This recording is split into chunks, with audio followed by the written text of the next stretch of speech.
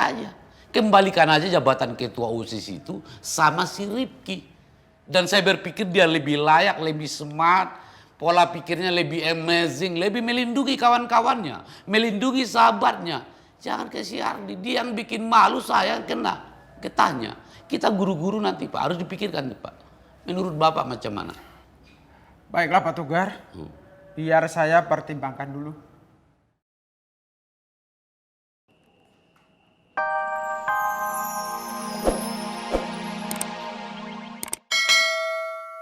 Ardi sama Maman yang nyebarin itu, Tan. Temen kamu itu! Tante udah bilang berapa kali sama kamu, Aldino! Jangan percaya gitu aja sama temen kamu! Sekarang terbuktikan semuanya sekarang udah kesebar! Kalau udah kayak gini gimana coba nasib kita? Rencana kita semuanya udah gagal! Aku nggak pernah ngasih tau ke mereka soal rahasia Michelle. Mereka yang nguping pembicaraan kita waktu di pinggir jalan itu. Ya lagian, Tante sendiri sembarang ngomong di pinggir jalan. Jadi kacau kan rencananya.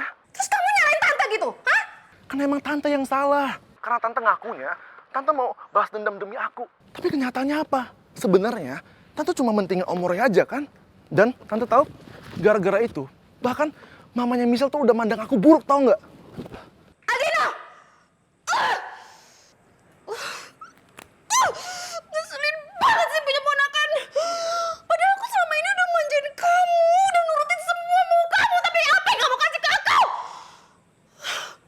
Oh, terus aku harus gimana nih? Oh, jadi kalian berdua ini udah tahu kalau misalnya si Ardi sama Maman itu dipanggil sama Pak Togar.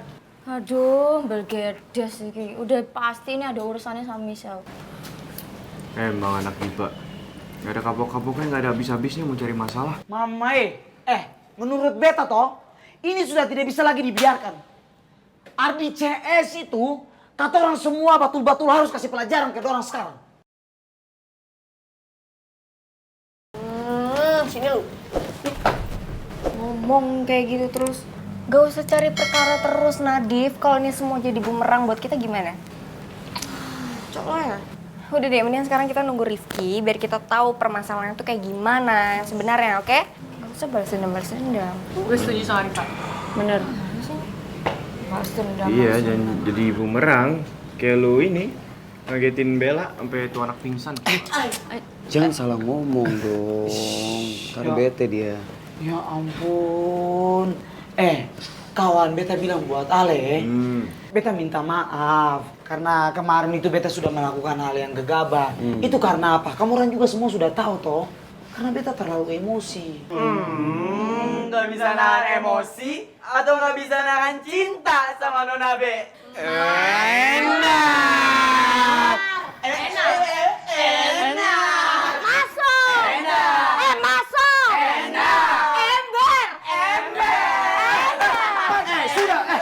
Ya ampun Mama kamu orang semua ini toh kalau ngeledekin beta itu paling kompak sekali ya. Iya dong. Beta bilang nih, betul-betul beta bilang nih buat kamu orang. Ini sama sekali tidak ada hubungan dengan yang namanya cinta-cintaan itu. Tidak ada.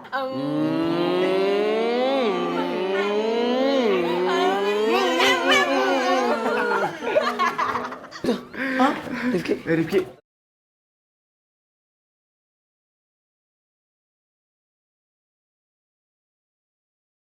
Rifki. Sini lu. Kok lu malah cabut-cabut gitu aja sih? Kita mau nanya ini gimana perkembangan masalah Michelle. Ternyata bukan Aldino pelakunya.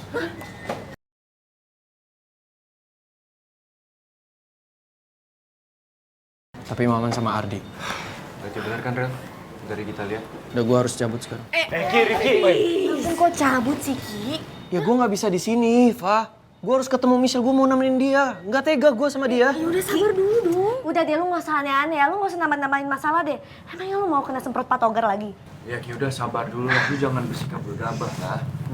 Dan ini kita masih sekolah. Udah nanti tunggu kita pulang sekolah, baru kita bareng-bareng ke rumah Michelle.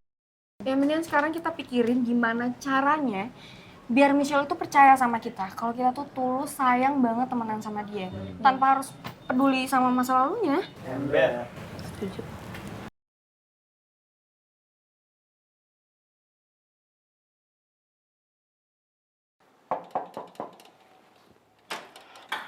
Halo Mil. Halo Mas, ngapain kesini? Kamu nggak kantor? Kamu tenang aja. Jadwal meeting aku dengan beberapa klien sudah aku pindahin ke besok. Iya udah masuk aja Mas, kita ngobrol dalam.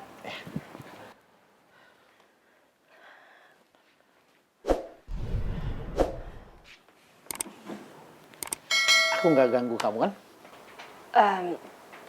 Nggak apa-apa kok Mas. Aku malah minta maaf sama kamu. Gara-gara aku telepon kamu, jadinya kamu malah nggak ke kantor. Kamu nggak usah pikirkan itu. Sekarang yang terpenting bagaimana keadaan Michelle. Aku khawatir banget dengan keadaan Michelle. Apa dia baik-baik aja? Sampai sekarang dia belum mau keluar kamar Mas. Mas, aku tuh bingung banget Mas. Tadi El pulang sambil keadaan menangis. Dia sangat sedih banget. Aku sebenarnya nggak tahu gimana kejadian di sekolah. Terus dia cerita kalau dia sedih karena dia nggak memiliki keluarga utuh. Terlebih teman-temannya tahu kalau ternyata bapaknya adalah seorang narapidana.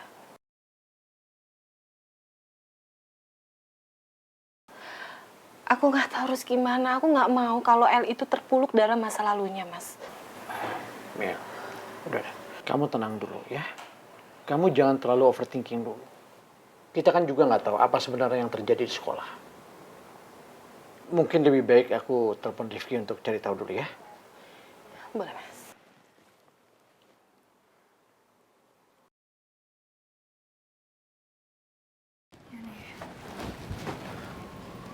Bentar guys, bokap. Ki, halo? Kamu masih di sekolah? Iya pak. Papa sekarang ada di rumah Michelle, tapi Michelle nggak mau keluar dari kamar. Sebenarnya apa yang terjadi di sekolah kamu, Ki? Kenapa Michelle sampai pulang terus nangis begitu? Ya jadi gini pak, tadi tuh di sekolah Michelle dikerjain. Jadi ada yang nempelin tulisan di punggungnya dia. Tulisan apa? Ya tulisannya itu, bapakku adalah seorang narapidana.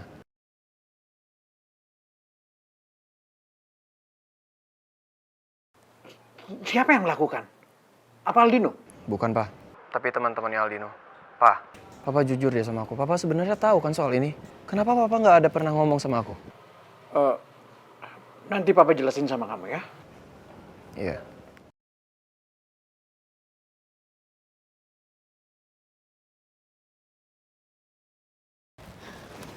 Ki, bokap lo tahu sesuatu? Ya, tadi bokap gue bilang, bokap gue itu lagi di rumahnya Michelle. Dan sampai sekarang kerupuk kulit nggak pernah mau keluar dari kamarnya.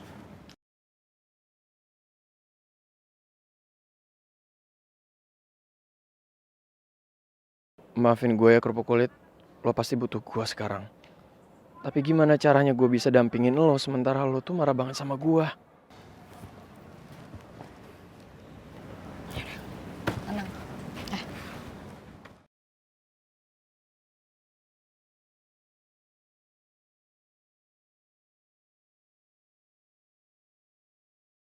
Kenapa ketua OSIS selalu bikin masalah Pak Togar? Dulu Aldino, sekarang Ardi. Mereka berdua itu ternyata sama saja.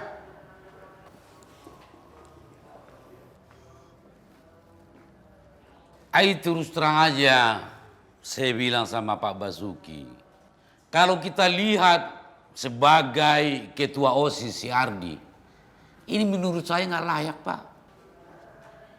Bagaimana seorang ketua OSIS mempermalukan teman-temannya? Dia mempermalukan sahabat-sahabatnya. Ini contoh ketua OSIS yang tidak baik. Kedepannya lebih berbahaya lagi. Apa sebaiknya kita cabut saja jabatan Ardi sebagai ketua OSIS? Kalau memang si Ardi sebagai ketua OSIS tidak perlu dipertahankan, ya nggak usah dipertahankan Pak. Ganti aja. Kembalikan aja jabatan ketua OSIS itu sama si Rifki. Dan saya berpikir dia lebih layak, lebih smart, pola pikirnya lebih amazing, lebih melindungi kawan-kawannya, melindungi sahabatnya. Jangan ke si Ardi, dia yang bikin malu, saya kena getahnya. Kita guru-guru nanti Pak, harus dipikirkan nih Pak. Menurut Bapak macam mana? Baiklah Pak Togar, biar saya pertimbangkan dulu.